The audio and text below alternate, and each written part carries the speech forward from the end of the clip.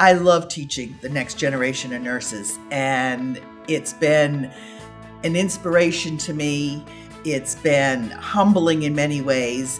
I hope that they're learning as much from me as I am from them. This is an excellent opportunity, for anyone to come into a program and be able to do it expeditiously in 16 months. They know how to study. They know what needs to be done.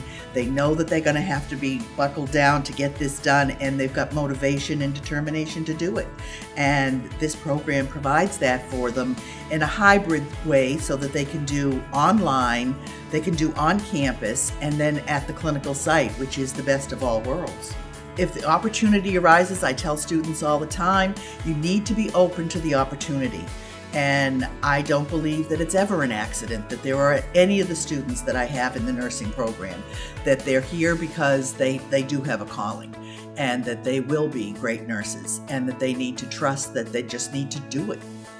And the longer they put it off, the longer it's going to take to get it done. So just get it going.